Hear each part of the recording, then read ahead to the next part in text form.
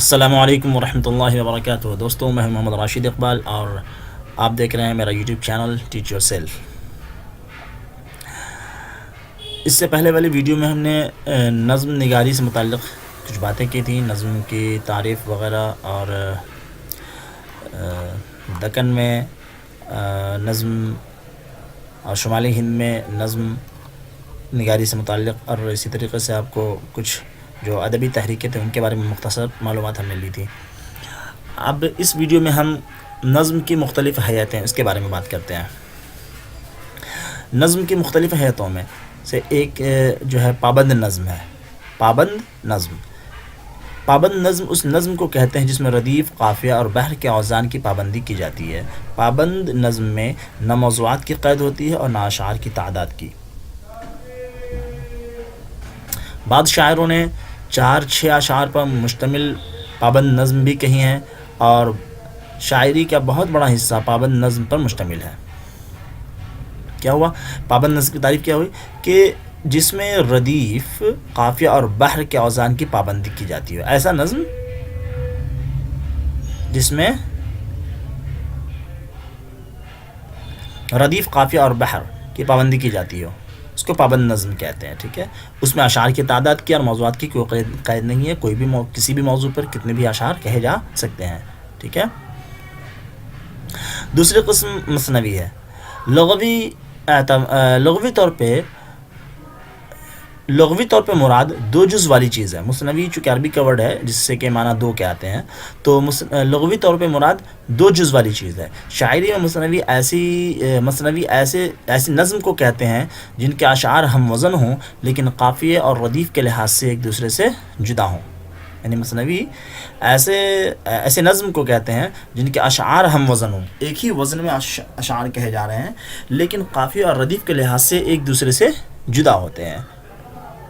ٹھیک ہے، مثنوی کے اشعار معنوی طور پہ ایک دوسرے سے مربوط ہوتے ہیں۔ یہ بھی ضروری ہے کہ مثنوی کے جو اشعار ہوتے ہیں وہ ایک شعر دوسرے شعر سے، دوسرا تیسرے سے، اس طریقے سے وہ اشعار آپس میں مربوط ہوتے ہیں، جڑے ہوئے ہوتے ہیں معنوی اعتبار سے۔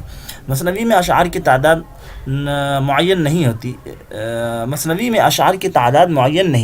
نہیں ہوتی۔ کئی ہزار اشعار پر مشتمل مثنویاں بھی موجود ہیں۔ یعنی اس کے کتنے اشعار ہونے چاہیے مثنوی کے اندر، اس کی کوئی تعداد متعین نہیں ہے، کئی ہزار اشعار پر مشتمل مثنویاں بھی ہیں۔ ٹھیک ہے، آگے دیکھیے، دیا شنکر، نسیم، میر حسن اور مرزا شوق ہمارے معروف مثنوی نگار ہیں۔ دیکھیے کچھ مثنوی نگار کے نام جیسے ہم لیتے ہیں، اس میں آپ کو آ گیا مرزا شوق، میر حسن اور دیا شنکر نسیم، یہ کچھ اہم مثنوی نگار ہیں۔ ٹھیک ہے،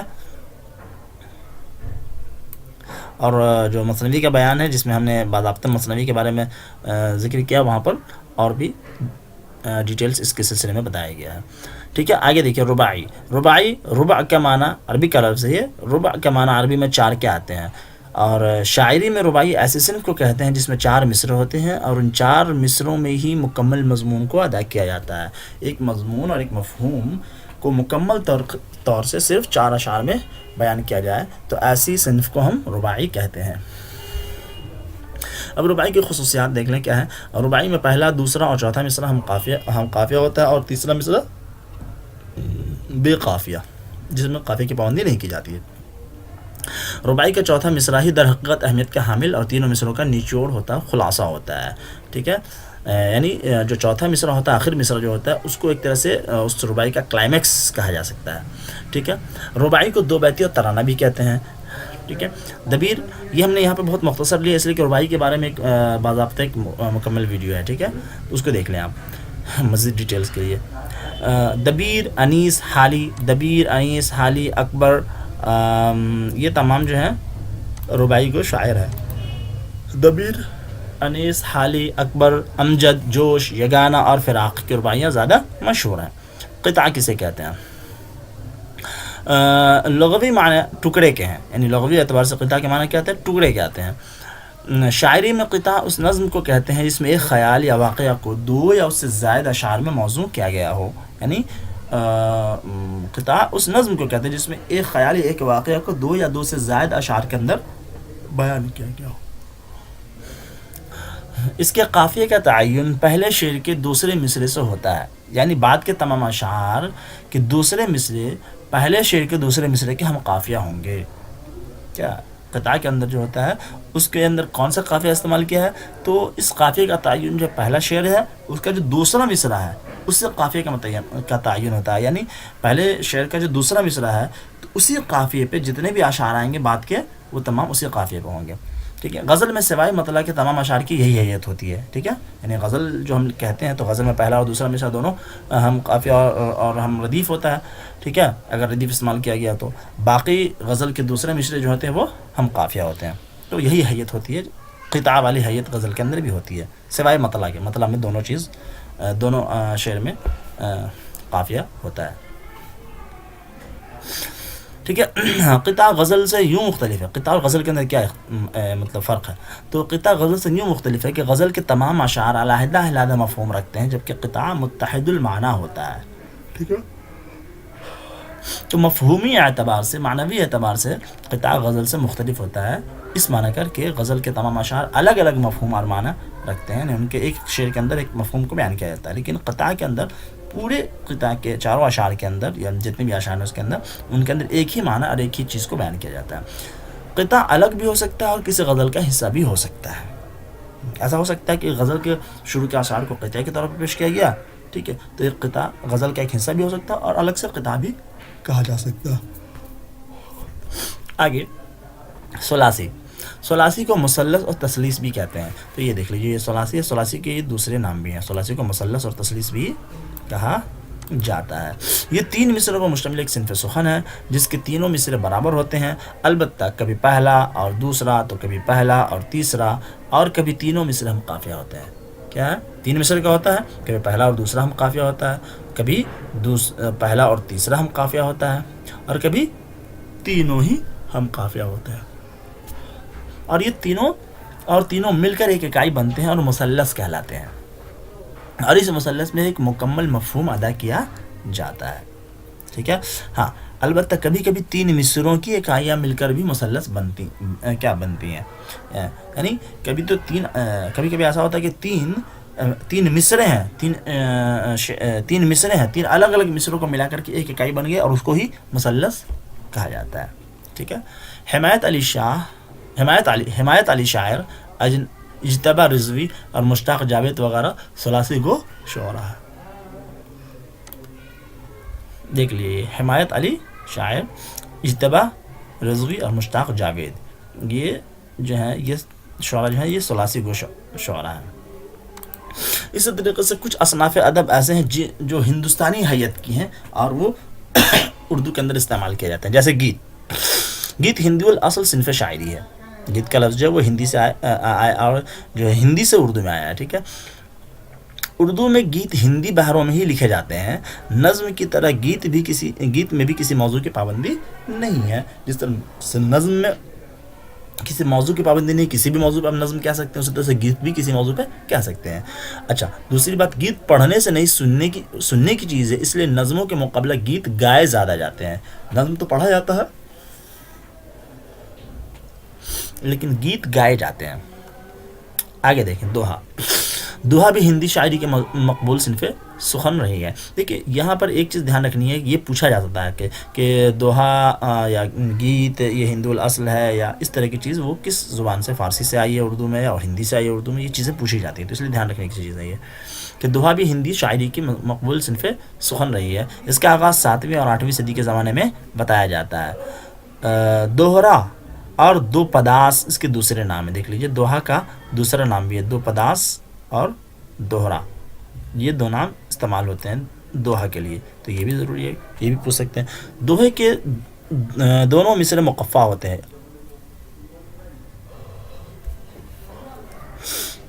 دوہے کے 2 مصرے ہوتے ہیں تو دوہے کے دونوں مصرے مقفع ہوتے ہیں. اب بھرنش میں قافیہ کا رواج دوہے سے ہی شروع ہوا، ورنہ اس سے پہلے سنسکرت اور پراکرت میں قافیہ نہیں تھا. یعنی شاعری کے اندر جو ہم قافیہ کی پابندی کرتے ہیں تو ابھرنش زبان کے اندر قافیہ کی پابندی کا جو معاملہ ہے وہ سنسکرت اور پراکرت دور میں نہیں تھا. ابھرنش دور میں اس قافیہ کا رواج ہوا اور وہ بھی دوہے کہنے سے، دوہے سے ہی قافیہ کا रिवाज शुरू हुआ है। ठीक है, ये भी ध्यान रखें। दोहा दो मिसरों की अपनी मुख्तसर तरीन हैत की वजह से इनफरादी हैसियत का हामिल है। चूँकि ये दो मिसरों पे होता है मुख्तसर तरीन, और उसी दो मिसरे के अंदर आपको एक मफहूम या एक जो बात कहनी है वो कहनी होगी। ठीक है, जमीलुद्दीन आली, निदा फाजली, भगवान दास और परतर रोहीला वगैरह ये क्या है, दोहा निगार हैं। तो ये है कुछ दोहा निगार, शुरा का नाम भी याद होना ज़रूरी है, वो पूछ लेते हैं। आगे एक आता है, एक सिंफ है माहिया। माहिया पंजाबी शायरी, ये देख लीजिए, ये माहिया पंजाबी शायरी से, माहिया पंजाबी शायरी की सिंफ है। क्या ये माहिया पंजाबी शायरी की सिंफ है और पंजाबी तहजीब का हिस्सा है। माहिए भी गाए जाते हैं। ठीक है, माहिया भी गाने से ताल्लुक़ रखता, पढ़ा नहीं जाता है उसे। आगे इसी तरीके से कुछ सिनफ़े सुखन जो हैं वो आपको बैरूनी ज़ुबानों से उर्दू में आई हैं, जैसे मुअर्रा नज़्म। ऐसी नज़्म को कहते हैं जिसमें वज़न भी होता है, जिसमें वज़न भी होता है और अरकान बहर की पाबंदी भी होती है। अलबत्ता उसमें काफ़िया रदीफ़ से काम नहीं लिया जाता, यानी उसमें वज़न और बहर तो होता है, वज़न और बहर की पाबंदी होती है, लेकिन यह काफ़िया रदीफ़ की पाबंदी नहीं की जाती, इसलिए उसको मुअर्रा कहते हैं। चूँकि यह काफ़िया से खाली होता है इसलिए इब्तिदा में इसको गैर मुक़फ़ा कहा गया। चूँकि ये काफ़िया से खाली होता है, जिसके अंदर काफ़िया होता है उसको मुक़फ़ा बोलते हैं, तो चूँकि ये काफ़िया से खाली होता है तो इब्तिदाअन इसे गैर मुक़फ़ा कहा गया। लेकिन बाद में मुअर्रा की इस्तिलाह को सबने कबूल कर लिया, तो अब इसे मुअर्रा नज़्म कहा जाता है। ठीक है, उर्दू में मुअर्रा शायरी का पहला नमूना मोहम्मद हुसैन आज़ाद के यहाँ मिलता है। उर्दू में मुअर्रा शायरी का पहला नमूना कहाँ मिलता है? मोहम्मद हुसैन आज़ाद के यहाँ। ये भी ध्यान रखने की चीज़ है। ठीक है, इसी तरह से मुअर्रा नज़्म के बाद आता है दूसरे नंबर पे आज़ाद नज़्म। देखिए मुअर्रा के अंदर क्या है, चूँकि उसमें काफ़िया और रदीफ़ की पाबंदी नहीं की जाती तो इसलिए उसे मुअर्रा कहते हैं। हाँ, वज़न और बहर की पाबंदी होती है।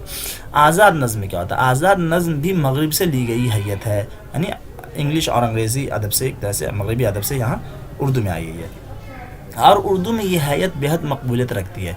इसमें काफ़िया रदीफ़ की पाबंदी नहीं होती, बहर की भी पाबंदी नहीं होती, ना तो काफ़िया ना रदीफ़ ना बहर, तो इसलिए अब इसको बिल्कुल आज़ाद नज़्म कहा जाता है। हाँ, लेकिन ऐसा नहीं है कि उसमें बहर नहीं होती है। बहर के अरकान और उसके औज़ान या सौती बंदिशों की पाबंदी होती है। क्या होता है? बहर की मुकम्मल पाबंदी तो नहीं की जाती है, लेकिन बहर के जो अरकान होते हैं, उसके जो औज़ान होते हैं, उसकी पाबंदी की जाती है। ठीक है, फ़र्क सिर्फ इतना है कि मुअर्रा नज़्म में बहर के मुक़र्ररा औज़ान इस्तेमाल होते हैं। जो भी बहर के मुक़र्ररा औज़ान है वो इस्तेमाल होते हैं। इसमें बहर के मुक़र्ररा औज़ान इस्तेमाल, यानी अगर पहले मिसरे में बहर के 4 अरकान इस्तेमाल हुए हैं तो उसकी पाबंदी नज़्म के हर मिसरे में होती है। अगर 4 अरकान इस्तेमाल हुए हैं तो नज़्म के हर मिसरे के अंदर उस बहर के 4 अरकान को इस्तेमाल करना ज़रूरी होता है। ये हुआ नज़्म मुक़र्रर औज़ान की पाबंदी। जबकि आज़ाद नज़्म में बहर के अरकान की तादाद हर मिसरे में मुतय्यन नहीं होती, इसीलिए उसमें मिसरे छोटे बड़े होते रहते हैं। अरकान की पाबंदी तो करते हैं, किसी में 2 अरकान इस्तेमाल कर लिया, किसी में 3 इस्तेमाल कर लिया, किसी में 1 इस्तेमाल कर लिया, तो इस तरीके से अरकान की तादाद घटती बढ़ती रहती है, तो इसलिए उसके मिसरे छोटे बड़े होते हैं, इसलिए इसको आज़ाद नज़्म कहा जाता है। ठीक है, तीसरी सिनफ है सानेट। सानेट मगरिब, ये भी मगरिब से आई है, मगरिबी अदब से। तो सानेट मगरिबी अदब में ग़िनाई दाखिली शायरी की एक कदीम सिनफ है, यानी ये भी गाए जाने वाली एक सिनफ है। ठीक है, ये 14 मिसरों की एक नज़्म है। कितना है ये ध्यान रखना है कि सानेट के अंदर क्या होता है, ये 14 मिसरे होते हैं। 14 मिसरे की एक नज़्म है, 14 मिसरे की एक नज़्म है, जिसमें 14 मिसर की एक नज़्म है जिसमें एक बुनियादी ख्याल या जज्बा को 2 बंदों में पेश किया जाता है। यानी 14 मिसरे होंगे, लेकिन इसको 2 बंद में मुतय्यन में लिखा जाएगा और पेश किया जाएगा, और उन दो बंदों के अंदर किसी एक मुकम्मल ख्याल या मज़मून को पेश किया जाता है। ठीक है, अब जो 2 बंद होंगे उनके बारे में, पहले बंद में 8 और दूसरे बंद में 6 मिसरे होते हैं। 8 मिसरे का एक बंद और उसके बाद 6 मिसरे का दूसरा बंद, तो 8 6 14 मुकम्मल 14 मिसरे हुए, और 2 बंद हुए, 2 बंद कर एक मुकम्मल ख्याल को पेश किया जाता है, तो ये सानेट कहलाता है। पहले बंद में ख्याल का फैलाव होता है, तो दूसरे बंद में उसकी तकमील होती है। वही इर्तिकाई वाली सूरत के ख्याल को आगाज़ करेंगे, उस ख्याल को बढ़ाएंगे, जो भी मज़मून पेश करना उसको पहले फैलाएंगे, और उसके बाद आखिर में उसकी तकमील करेंगे आखिरी वाले बंद में, दूसरे वाले बंद में। कहीं कहीं पहला बंद 12 और दूसरा 2 बंद पर भी मुश्तमिल होता है। اب جو 2 بند ہیں تو اس میں یہ بھی ہے کہ پہلے بند میں 12 اشعار ہوں، 12 مصرے ہوں، اور دوسرے بند میں 2 مصرے ہوں، مگر کل مصروں کی تعداد 14 سے زیادہ نہیں ہوتی، 14 ہی ہوں گے دونوں، سانٹ کے 14 ہی مصرے ہوں گے، اس سے زیادہ نہیں ہو سکتے، اور سانٹ میں قافیے کی پابندی ہوتی ہے، ٹھیک ہے، یہ بتایا بھی قافیے کی پابندی ہوتی ہے۔ اردو میں عظمت اللہ خان، اختر شیرانی، راشد میراجی وغیرہ سانٹ کہا کرتے تھے، یہ سانٹ کہنے والے شعرا ہے یہ۔ اس کے بعد ایک صنف ترائلے، یہ فرانسیسی شاعری کے مقبول صنف سخن ہے، فرانسیسی تو یہ دھیان رکھنا ہے کہ ترائلے جو ہے اردو میں کہاں سے آیا، فرانسیسی زبان سے۔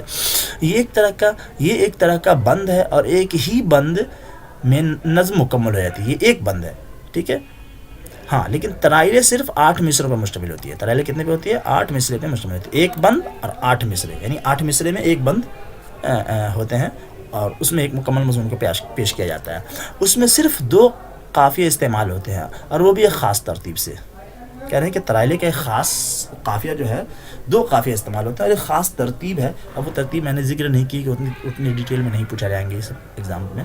ترائلے فرانسیسی صنف ادب ہے، وہ ایک بند کی ہوتی ہے، ایک بند میں مکمل نظم پیش کیا جاتا ہے، مکمل مضمون پیش کیا جاتا ہے، اور وہ 8 مصروں پہ مشتمل ہوتی ہے، اور وہ بھی اس کے خاص 2 قافیے ہیں، ان 2 قافیوں میں اس کو پیش کیا جاتا ہے۔ یہ کچھ جانکاری ہے جو میں نے جو ایگزام کے پوائنٹ سے میں نے اس کو نوٹ کیا، تو جو اننیسیسری لگی میں نے اسے چھوڑ بھی دیا ہے، ٹھیک ہے۔ ہائیکو یہ قدیم جاپانی صنف ترائلے فرانسیسی صنف سخن ہے، اور ہائیکو جو ہے جاپانی صنف سخن ہے، لیکن یہ انگریزی کے توسط سے اردو میں آئی ہے، یعنی ہائیکو جو ہے پہلے جاپانی سے انگریزی میں منتقل ہوئی، انگریزی ادب یعنی مغربی ادب میں، پھر مغربی ادب سے اردو ادب میں یہ صنف آئی۔ یہ صرف 3 مصروں کی ہوتی ہے، اور ان کی ترتیب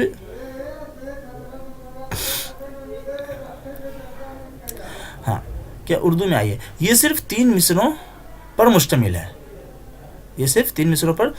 اور شرط یہ ہے کہ تینوں مصروں کے جملہ ارکان یعنی سلیبل 17 ہوں، کیا ہوں، یہ صرف 3 مصروں پر مشتمل ہے، 3 مصرے ہوں گے، اور وہ بھی شرط یہ ہے کہ ان 3 مصروں کے جو جملہ ارکان یعنی جن کو ہم رکن بولتے ہیں، وہ ارکان جس کو انگریزی میں ہم کہتے ہیں سلیبل کہتے ہیں، وہ ایک خاص ترتیب سے ہوتی ہیں، کیسے ہوں، ان کی ترتیب 5 7 5 ہو، یعنی پہلے 5 سلیبل، پھر 7 سلیبل، پھر 5 سلیبل، 5 ارکان، پھر 7 ارکان، پھر 5 ارکان، اس ترتیب سے 7 5 پورا جو ہے ملا کر کے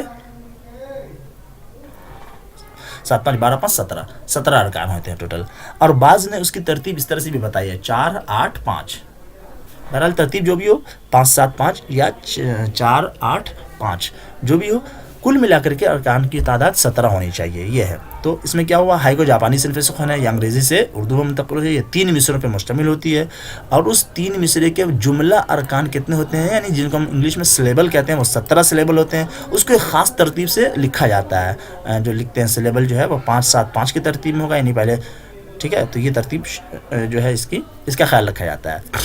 اس کے بعد ہے نثری شاعری انگریزی کی پروس پوئٹری کی تقلید ہے نا، وہ نثری انداز میں شاعری کی جاتی ہے۔ نثری شاعری میں ردیف، قافیہ، وزن اور باہر کسی چیز کی پابندی نہیں ہوتی، ہاں ایک آہنگ ضروری ہے جس سے نثری شاعری پر رنگ آتا ہے، ہاں اس میں شعریت اور غنائیت ضروری ہے، اور یہ شاعر کی شعری رویے پہ منحصر ہوتی ہے، اس میں ردیف، قافیہ، باہر کسی چیز کی پابندی نہیں، بس شاعر کے حس پہ مبنی ہے کہ وہ جس چیز کے اندر غنائیت تھوڑی سی ہو، اور وہ اس غنائیت کا سہارا لے کر کے ایک نثری انداز میں اپنے اشعار کو کہہ دے، ٹھیک ہے۔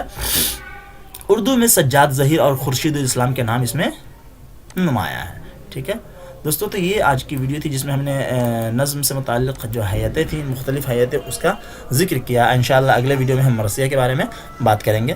دوستو اگر آپ اگر نئے ہیں اس چینل پہ تو ہمارے اس چینل کو ضرور سبسکرائب کر لیں، اور ان ویڈیوز کو لائک کریں، شیئر کریں، زیادہ سے زیادہ شیئر کریں، ٹھیک ہے دوستو۔ پھر ملتے ہیں جلدی اگلی ویڈیو میں، تب تک خوش رہیں، اپنا خیال رکھیں۔ السلام علیکم ورحمۃ اللہ وبرکاتہ۔